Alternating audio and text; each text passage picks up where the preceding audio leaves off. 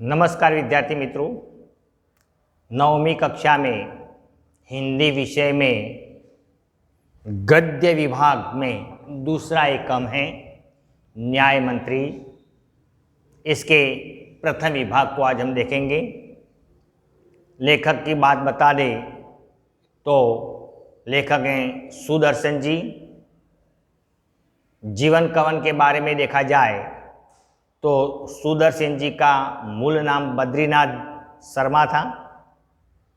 उनका जन्म 1896 में पंजाब के सियालकोट नामक स्थान में हुआ था। वे एक कहानीकार हैं। पुष्पलता, सुप्रभात, परिवर्तन, पनघट और नगीना जैसे कहानी संग्रह उसके ख्यातनाम हैं। वे उपन्यासकार भी हैं, लेकिन उपन्यास में उसने एक ही उपन्यास लिखा है, भागवंती। यहाँ जो ये न्याय मंत्री एकम है वह एक कहानी के रूप में है। सच्चा न्याय क्या होता है इसके बारे में यहाँ सुंदर बात बताई गई है। अदालत में आप जाओ और देखो तो अदालत के सामने ही एक बुढ़िया की प्रतिमा होती है। उसकी आंखें पर पट्टी बांधी होती है। तो ये पट्टी बांधने का मतलब कि यहाँ अदालत में जो न्याय होता है वह सच्चा न्याय होता है। कोई भेदभाव बिना, ना ऊंच नीच, ना छूत अछूत, ना अमीर गरीब को ध्यान में रखा जाता है, ताकि मुख देखकर टीका नहीं किया जाता। कोई पक्षपात बिना न्याय होता है। ये न्यायालय का प्रतीक है। तो यहाँ भी सम्राट अशोक एक न्याय मंत्री की खोज में हैं और उसको शिशुपाल नामक एक व्यक्ति मिलता है। अंत में वह शिशुपाल एक कसौटी में पार उतरते हैं और सम्राट अशोक उसको न्याय मंत्री बनाते हैं। तो देखें शिशुपाल कैसे कसौटी से पार उतरते हैं, कैसे न्याय मंत्री बनते हैं और सम्राट अशोक ने किस प्रकार उसकी परीक्षा ली। सुंदर कहानी है। यहाँ पहले आप सभी विद्यार्थी अपनी किताबें निकालें और इस ओर ध्यान दें। संध्या का समय था। चारों ओर अंधकार फैल चुका था। अब संध्या हो गई थी, सूरज ढल चुका था। चारों ओर अंधकार छाया हुआ था, अंधकार फैल चुका था। ऐसे में किसी ने बाहर से घर का दरवाजा खटखटाया। यहाँ शिशुपाल का घर है। संध्या हो गई है, चारों ओर अंधकार फैला हुआ है और ऐसे समय, रात के समय में शिशुपाल घर के अंदर हैं और बाहर से किसी ने दरवाजा खटखटाया। दरवाजा खटखटा मतलब दरवाजे को हाथ से थपथपा ना, धीमी टकोर देना। कौन है? अंदर से आवाज दी। किसने? शिशुपाल ने। कि कौन हो? ब्राह्मण शिशुपाल ने थोड़ा सा दरवाजा खोलते ही पूछा। अब ब्राह्मण शिशुपाल ने अध खुला दरवाजा, पूरा खोला नहीं, थोड़ा दरवाजा खोला और फिर उसकी दरार में से देखा। देखें, यहाँ एक सीख मिलती है कि अगर रात का समय हो, घर पर अकेले हो और ऐसे समय में कोई दरवाजा बाहर से ठोके तो हमें एकदम खोल देना चाहिए नहीं, क्योंकि बाहर वाले व्यक्ति को हम पहचानते नहीं, जानते नहीं कौन है। कोई रिश्तेदार भी हो सकता है और कोई चोर लुटारा भी हो सकता। अगर जो चोर लुटारा होता है तो भारी नुकसान भुगतना पड़ता है। इसलिए इसकी तरह दरवाजे को थोड़ा खोले और देखें, पहचाने, फिर पूरा दरवाजा खोले या तो खिड़की में से देखें। तो इस प्रकार शिशुपाल ने दरवाजा थोड़ा खोला और बाहर देखा और पूछा, कौन हो? एक परदेशी। बाहर वाले व्यक्ति ने जवाब दिया कि मैं एक परदेशी हूं। देखिए, एक शब्द है परदेशी, इसका विरोधी होता है स्वदेशी। परदेश में रहना, अपने देश में रहना, लेकिन यहाँ मतलब है अपने ही देश में रहने वाला कोई एक अपरिचित परदेशी व्यक्ति। बाहर से आवाज आई, आवाज स्त्रीलिंग शब्द है, तो बाहर खड़े वाले व्यक्ति ने आवाज दी, क्या मुझे रात काटने के लिए स्थान मिल सकेगा? कि भाई रात का अंधेरा है, मैं थका हुआ हूँ, रास्ता भी भटक गया हूँ, क्या एक रात आपकी कोठरी में, आपके घर में मुझे ठहरने का शुभ अवसर प्राप्त होगा? क्या मैं आपका मेहमान बन सकता हूँ? जैसे ही शिशुपाल ने पूरा दरवाजा खोला, उसके सामने एक नवयुवक खड़ा था। फिर शिशुपाल ने पूरा दरवाजा खोला और दरवाजा खोलकर देखा तो उसके सामने जो व्यक्ति खड़ा था वह कोई नवयुवान व्यक्ति था। कोई नवयुवान व्यक्ति खड़ा था। उन्होंने मुस्कुरा कर कहा, यह मेरा सौभाग्य है। देखिए, मुस्कुराना, मुस्कुराना, इसका भाववाचक होता है मुस्कुराहट। ये शब्द क्या है? भाववाचक। और दूसरा शब्द है सौभाग्य। इसका विरोधी होता है दुर्भाग्य। कि ये तो मेरा सौभाग्य है, मुझे कोई सुअवसर मिल रहा है कि आप मेरे घर के मेहमान बन रहे हो, आप मेरे घर पर ठहर रहे हो। अतिथि के चरणों से यह घर पवित्र हो जाएगा, आइए पधारिए। अतिथि एक शब्द समूह के लिए एक शब्द पूछा जाता है कभी कभी। जो आने की तिथि निश्चित नहीं है वह अतिथि। એટલે नहीं, तिथि समय। जिसकी आने की तिथि निश्चित नहीं है वह अतिथि। कि आप जैसे महान अतिथि के चरण अगर मेरे घर में पड़ेंगे न तो मेरा घर पावन हो जाएगा, मेरा घर पवित्र हो जाएगा। आइए पधारिए, आप मेरे घर पर आश्रय ले सकते हो। शिशुपाल ने ये नवयुवान से ऐसी बात बताई।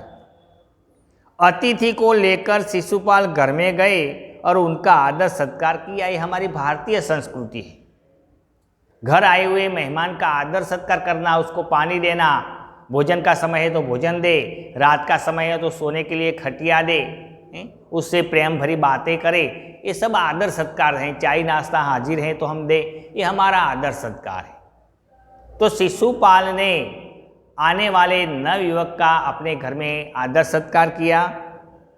फिर दोनों उस समय के देश की अवस्था पर बातें करने लगे। फिर दोनों बातें करने लगे और बातें चल पड़ी इस समय अपने देश में क्या चल रहा है, किस प्रकार की राज व्यवस्था चल रही है, इसके बारे में शिशुपाल और नवयुवान के बीच में बातें चल पड़ी। शिशुपाल ने कहा, आजकल बड़ा अन्याय हो रहा है। अब शिशुपाल ने नवयुवान से कहा कि भाई आजकल हमारे देश में बड़ा अन्याय हो रहा है। परंतु परदेशी इस बात से सहमत न था। सहमत, उसकी बातों में हाँ कहने वाला। जब शिशुपाल ने कहा ना कि आजकल बड़ा अन्याय हो रहा है, तो इसका खंडन किया, इसका विरोध किया नवयुवान ने कि भाई आप जो बात करते हो वह मुझे मान्यता में आती नहीं। वह बोला, दोष निकालना तो सुगम है। देखिए, दोष, त्रुटि कि दूसरे व्यक्ति के अंदर जो दोष है, गलती, भूल, त्रुटि है, वह निकालना आसान है। सुगम एक शब्द है, सुगम એટલે आसान। दूसरे व्यक्ति के अंदर जो त्रुटियां हैं वह निकालना आसान है। दूसरे को गलत कहना आसान है। उसके अंदर एक भूल है, 3 अंगुलियां हमारी और हैं, ये हम नहीं देखते। तो दूसरे के अंदर जो गलतियां हैं वह निकालना सुगम है, परंतु कुछ करके दिखाना कठिन। कठिन का विरोधी होता है सरल, आसान। कठिन मतलब मुश्किल। कहना आसान है लेकिन करके दिखाना कठिन है हर व्यक्ति के लिए। बड़ी बड़ी बातें करना है वह आसान है, लेकिन वही बात को संभव करना वह कठिन बाबत है। तो आप शिशुपाल बोले, अवसर मिले तो दिखा दूं कि न्याय कैसे कहते हैं। अवसर એટલે मौका, अवसर मतलब मौका। अब शिशुपाल ने नवयुवान से कहा कि अगर मुझे अवसर मिलेगा न तो मैं करके दिखा दूंगा कि न्याय क्या होता है। आज अपने राज्य में जो ठीक तरह से न्याय तंत्र चलता नहीं, लेकिन जो मुझे मौका दिया जाए तो मैं आपको बता दूं कि न्याय क्या होता है। तो आप अवसर चाहते हैं? नवयुवान ने कहा शिशुपाल से कि क्या भाई आप अवसर चाहते हैं? हाँ अवसर चाहता हूँ, हाँ मौका चाहता हूँ। मतलब मुझे जो न्याय मंत्री बना दिया जाए न तो मैं ठीक तरह से न्याय करूँ, फिर कोई अन्याय नहीं होगा।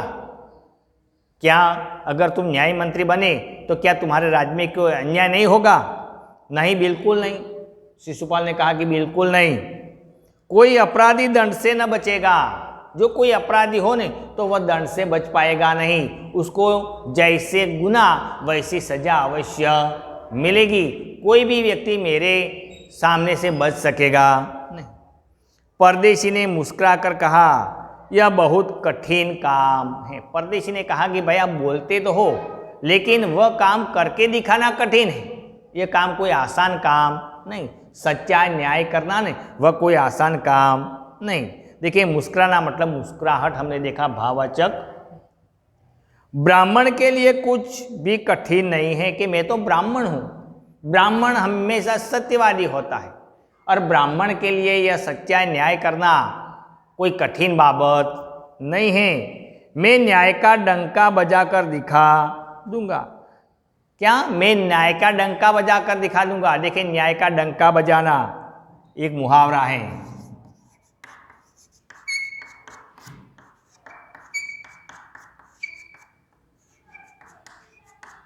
सुप्रसिद्ध होना।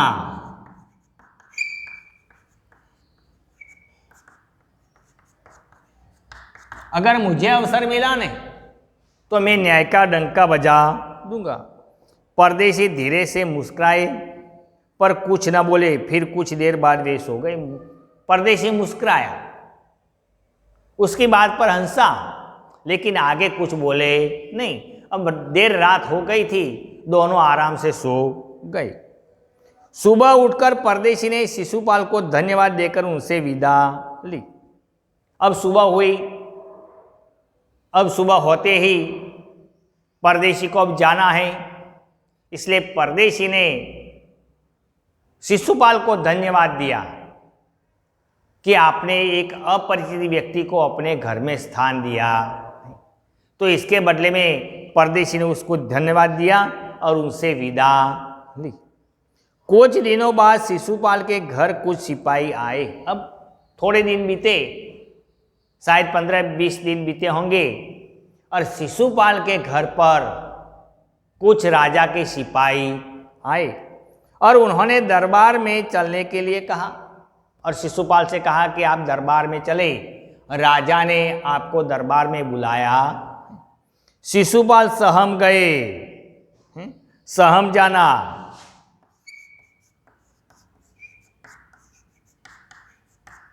भयभीत हो जाना।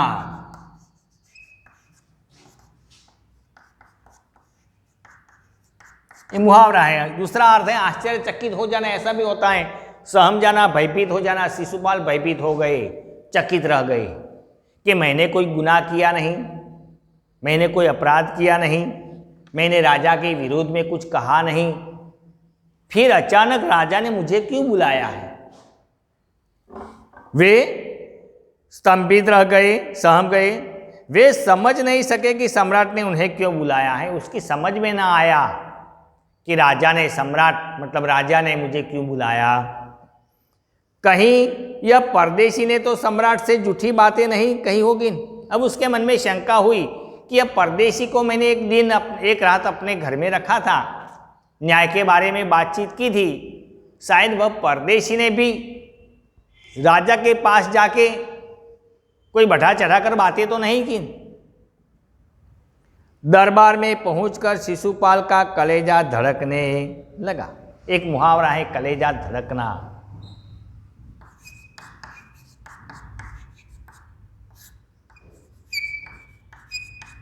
कलेजा धड़कना मतलब चिंतित होना।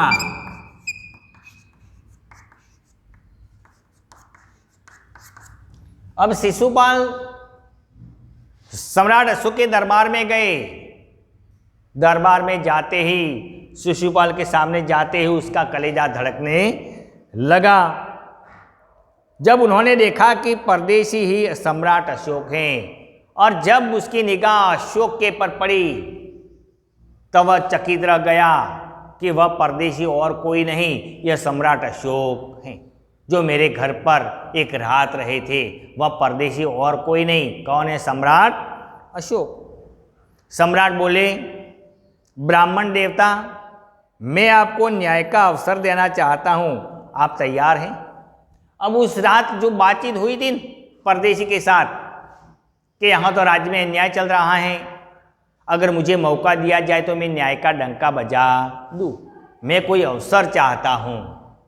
तो अब शिशुपाल को यह सम्राट अशोक ने कहा कि आप अवसर चाहते थे, आप न्याय का डंका बजाना चाहते थे, तो मैं आपको न्याय का अवसर देना चाहता हूँ, कि आप तैयार हैं?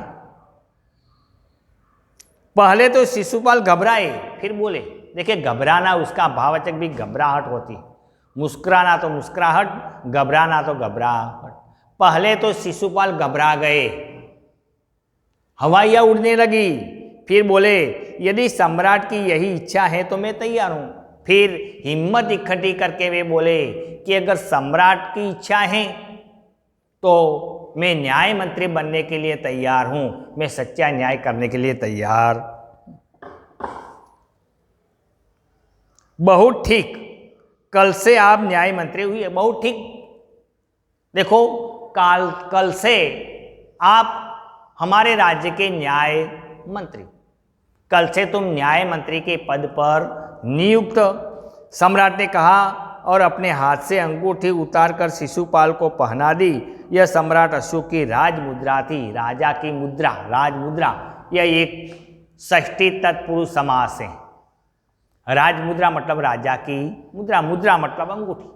राजा ने न्याय मंत्री के रूप में शिशुपाल को एक अंगूठी पहनाई, राजमुद्रा दी कि लो, ये आपका न्याय मंत्री का चिन्ह आप अपने अंगुली पर धारण करें, आज से तुम हमारे राज्य के न्याय मंत्री।